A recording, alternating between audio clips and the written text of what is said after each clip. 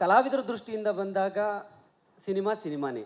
So ನೀವು ಎರಡು ಜಾನರ್ನ touch ಮಾಡ್ಕೊಂಡು ಬಂದಿದ್ದೀರಿ. ಬಟ್ ನಿಮ್ಮ ಕರಿಯರ್ ಅಂತ ನೋಡಿದಾಗ ಆಫ್ಟರ್ ಟಗರು, ಬಿಫೋರ್ ಟಗರು, ಸಿನಿಮಾ ಕಥೆಯ ಆಯ್ಕೆ ಅಂತ ಬಂದಾಗ ಏನು ಅಂದರೆ ಏನು ಮಾನದಂಡ ನೀವು ಇಟ್ಕೊಂಡು ತಲೆಯಲ್ಲಿ ಇಟ್ಕೊಂಡು ಒಂದು ಕಥೆನ ಸೆಲೆಕ್ಟ್ ಮಾಡ್ತೀರಾ ಅನ್ನೋದು ಅವತ್ತು ಮತ್ತು ಇವತ್ತು?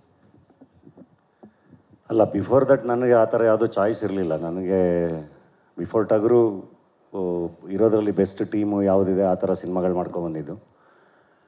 ಥಿಂಕ್ ಇವಾಗ ನನಗೆ ಅವಕಾಶ ಇದೆ. ಆಗಲೇ ನಾನು ಮಾತಾಡ್ದಂಗೆ ಖಂಡಿತ ಒಂದು ಒಳ್ಳೆ ಪಾತ್ರ, ಒಂದೊಳ್ಳೆ ಕಥೆ, ಒಳ್ಳೆ ನಿರ್ದೇಶಕ ಎಲ್ಲ ನೋಡಿನೇ ಸಿನಿಮಾಗಳು ಮಾಡೋದು. ಕತೆ ಅಂತ ಬಂದಾಗ ಐ ಥಿಂಕ್ ಮಾಸ್ ಅಂತ ಏನು ಕರಿತೀವಿ ಅಥವಾ ಕಮರ್ಷಿಯಲ್ ಸಿನಿಮಾ ಅಂತ ಏನು ಕರಿತೀವಿ ಅದು ಇವಾಗ ತುಂಬ ರೀಡಿಫೈನ್ ಆಗ್ತಾಯಿದೆ. ನಾವು ಬೇರೆ ಬೇರೆ ಭಾಷೆಗಳಲ್ಲಿ ನೋಡ್ತಿದ್ರು ಅಥವಾ ನಮ್ಮಲ್ಲೇ ಕೆಲವೊಂದು ಸಿನಿಮಾಗಳು ನೋಡ್ತಿದ್ರು. ಸೊ ಯಾರು ಜಾಸ್ತಿ ಯಾವ್ದು ಸಿನಿಮಾ ನೋಡ್ತಾರೆ ಅವೆಲ್ಲವೂ ಮಾಸ್ ಸಿನಿಮಾಗಳೇ. ಸೊ ಮಾಸು ಕ್ಲಾಸ್ ಅಂತ ಡಿವೈಡ್ ಮಾಡೋಕ್ಕಾಗ್ಬಾರ್ದು. ಫಾರ್ ಎಕ್ಸಾಂಪಲ್ ಈಗ ಟಗರು ಅಂತ ತೊಗೊಂಡ್ರೆ ಡಾಲಿಯೋನ ಪಾತ್ರಕ್ಕೆ ಡಾಕ್ಟರ್ಸಿಂದ ಹಿಡಿದು ಡ್ರೈವರ್ಸ್ವರೆಗೂ ಎಲ್ಲರೂ ಇಷ್ಟಪಟ್ಟು ಅದನ್ನು ಸೆಲೆಬ್ರೇಟ್ ಮಾಡಿದ್ರು. ರತ್ನ ಪ್ರಪಂಚ ಎಲ್ಲ ವರ್ಗನೂ ಸೆಲೆಬ್ರೇಟ್ ಮಾಡ್ತು, ಬಡವರ ಸ್ಕಲ್ ಎಲ್ಲ ವರ್ಗನೂ ಸೆಲೆಬ್ರೇಟ್ ಮಾಡ್ತು. ಐ ಥಿಂಕ್ ನಮಗೆ ಕನೆಕ್ಟ್ ಆಗುವಂಥ ಸಿನಿಮಾಗಳೆಲ್ಲವೂ ಮಾಸ್ ಸಿನಿಮಾಗಳೇನ ಅಂತ. ಸೊ ಕೋಟಿ ಕೂಡ ನನಗೂ ಪರಮವ್ರಿಗೂ ಅದು ಯಾವಾಗಲೂ ನಡೀತೈತೆ. ನಾನು ಯಾವಾಗಲೂ ಕೋಟಿ ಮಾಸ್ ಫಿಲ್ಮ್ ಅಂತಲೇ ಕರೀತಾ ಇದ್ದೆ. ಏಕೆಂದರೆ ಆ ಪಾತ್ರ ಮಾಸ್ ಅದು. ಸೊ ಒಳ್ಳೆ ಕತೆ ಆಯ್ಕೆ ಅಂದರೆ ನಂಗೆ ಗೊತ್ತಿಲ್ಲ. ನನಗೆ ಕಾಡಬೇಕು ಸಿನಿಮಾ, ನನಗೆ ಕತೆ ಕಾಡಬೇಕು. ಅದು ನಾನು ಇವತ್ತು ಕತೆ ಕೇಳಿ ಇನ್ನೂ 2 ದಿನ ಆದ್ರೂ ನನಗೆ ಆ ಕತೆ ನನಗೆ ಮತ್ತೆ ಅದು ಬರ್ತಾ ಇರಬೇಕು. ಆ ಥರ ಇದ್ದಾಗ ಒಪ್ಕೋತೀನಿ. ಸೊ ಕೋಟಿ ಕೂಡ ಹಾಗೆ ನಾನು ಕೇಳಿ 1 ವಾರ ಆದ್ರೂ ನನಗೆ ಕೋಟಿ ಕಾಡ್ತಾ ಇದ್ದ ಅವನು ಮತ್ತೆ ಅವರು ಬರೆದಿರೋ ದೃಶ್ಯಗಳು, ಆ ಸಂಭಾಷಣೆಗಳು ಎಲ್ಲವೂ ಕಾಡ್ತಾಯಿತ್ತು. ಹಾಗೆ ನನಗೆ ಕಾಡೋ ಅಂಥ ಕತೆ ಪಾತ್ರ ಸಿಕ್ಕಾಗ ಒಪ್ಕೋತೀನಿ.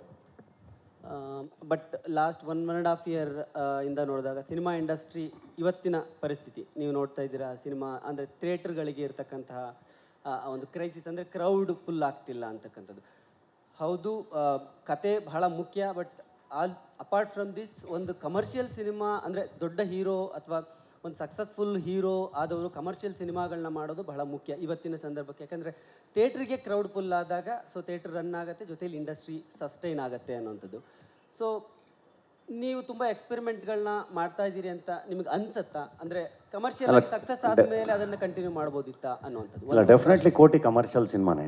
ಆಗಲೇ ಪರಮ್ ಹೇಳ್ದಂಗೆ ಕಮರ್ಷಿಯಲ್ ಸಿನಿಮಾನೇ ಮಾಡಿರೋದು. ಇದು ಎಕ್ಸ್ಪೆರಿಮೆಂಟ್ ಅಂತಲ್ಲ, ಅಥವಾ ಏನೋ ತುಂಬ ಸ್ಲೋ ಸಿನಿಮಾ ಅಥವಾ ಏನೋ ಕಲಾತ್ಮಕ ಸಿನಿಮಾ ಅಂತ ನಾವೇನೋ ಒಂದು ಡಿಫೈನ್ ಮಾಡ್ತೀವಲ್ಲ, ಡೆಫಿನೆಟ್ಲಿ ಆ ಥರ ಅಲ್ಲ. ಇದು ಕಮರ್ಷಿಯಲ್ ಸಿನಿಮಾನೇ, ರೀಡಿಫೈನ್ ಆಗಿದೆ ಅಷ್ಟೇ.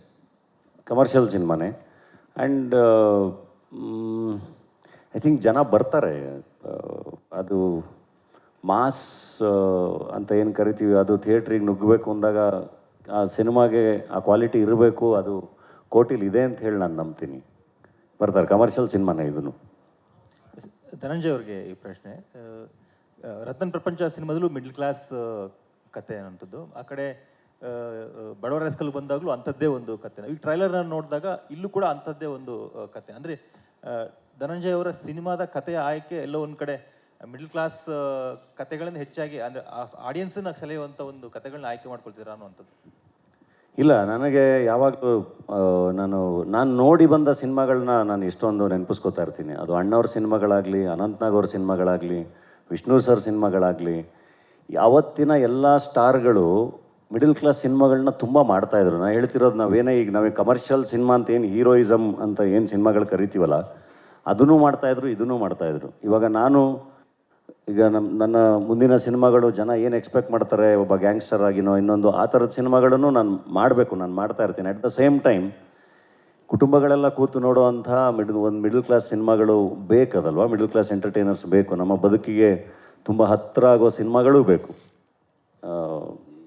ಅದನ್ನೆಲ್ಲ ಮುಂಚೆ ಮಾಡ್ತಾಯಿದ್ರು. ಎಲ್ಲ ಥರದ ಸಿನಿಮಾಗಳು ಬರ್ತಾಯಿತ್ತು. ಆ್ಯಂಡ್ ಎಲ್ಲದಕ್ಕೂ ಆಡಿಯನ್ಸ್ ಇದ್ದಾರಲ್ಲ, ಸೊ ಅವ್ರನ್ನ ನಾವು ಕಳ್ಕೊಬಾರ್ದು. ಹಾಗಾಗಿ ಆ ಥರದ್ದೊಂದು ಪ್ರಯತ್ನ. And at the same time ನನಗೆ ಪರ್ಸ್ನಲ್ಲಾಗಿ ನನ್ನ ಬದುಕನ್ನು ರಿವಿಸಿಟ್ ಮಾಡೋವಂಥ ಒಂದು ಕೆಲಸ ಆಗುತ್ತೆ ಅದರಲ್ಲಿ, ಆ ಥರದ ಸಿನಿಮಾಗಳು ಮಾಡಿದಾಗ. ಹಾಗಾಗಿ ಇಷ್ಟ ಆಗುತ್ತೆ.